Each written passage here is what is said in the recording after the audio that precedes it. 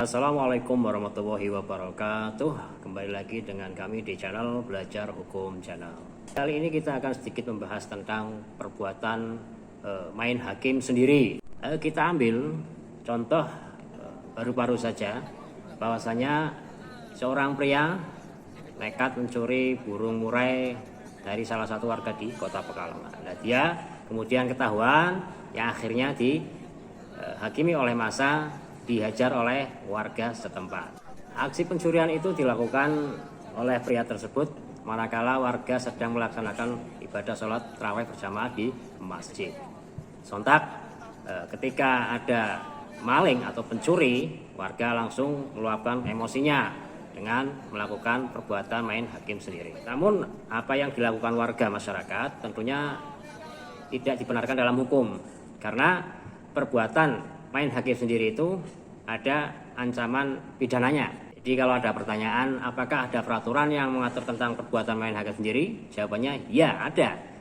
Kemudian bagaimana nasib korban main hakim sendiri? Apakah apabila ingin mengadu bisa, ingin melaporkan bisa? Jawabannya bisa.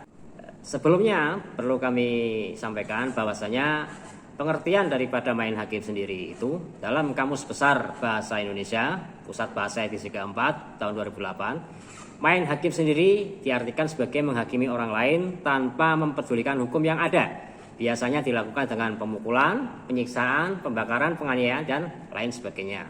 Secara eksplisit atau keseluruhan, perbuatan main hakim sendiri itu diatur dalam Kitab Undang-Undang Hukum Pidana, meliputi pasal 351, 170, dan pasal 406. Baik, untuk yang pertama pasal 351 KUHP, itu tentang penganiayaan. Intinya penganiayaan diartikan sebagai perbuatan dengan sengaja yang menimbulkan rasa tidak enak, rasa sakit, ataupun rasa luka. Kemudian pasal 170 KUHP, yaitu tentang kekerasan. Bahwasanya kekerasan terhadap orang maupun barang dilakukan secara bersama-sama, yang dilakukan di muka umum, seperti perusakan terhadap barang, penganiayaan terhadap orang atau hewan, kemudian melemparkan batu ke orang lain atau ke rumah, atau membuang-buang barang sehingga berserakan. Hal tersebut dapat diancam atas tindakan main hakim sendiri yang dilakukan di depan umum.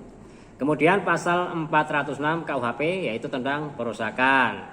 Dijelaskan perusakan yang dimaksud yaitu mengakibatkan barang tersebut rusak, hancur, sehingga tidak dapat dipakai lagi atau hilang dengan melawan hukum. Nah, dari ketiga pasal tersebut, ancaman paling rendah adalah 2 tahun penjara dan denda. Apabila korban mengalami luka berat, maka ancaman pidana penjara 5 tahun, dan bahkan jika korban sampai meninggal dunia, bisa terancam dipidana dengan penjara 7-12 tahun penjara. Maka dari itu kepada warga masyarakat dihimbau untuk tidak main hakim sendiri. Cukup amankan pelaku, kemudian serahkan kepada pihak yang berwajib, pihak kepolisian. Kemudian bagaimana dengan si korban? Si korban dari tindakan main hakim sendiri dapat melapor kepada pihak yang berwajib, kepada pihak kepolisian, atas dasar ketentuan-ketentuan yang telah disebutkan tadi, sekalipun korban merupakan pelaku tindak pencurian. Sehingga jangan sampai Anda mengamankan pelaku tindakan kriminal, tapi malah dengan aksi main hakim sendiri Anda malah terjerat kasus baru, yaitu tindak penganiayaan terhadap korban. Demikian tadi sedikit penjelasan tentang hukum perbuatan main hakim sendiri. Terima kasih, semoga bermanfaat, dan tetap dukung channel ini dengan cara subscribe, like, share, dan komen. Terima kasih. Wassalamualaikum warahmatullahi wabarakatuh.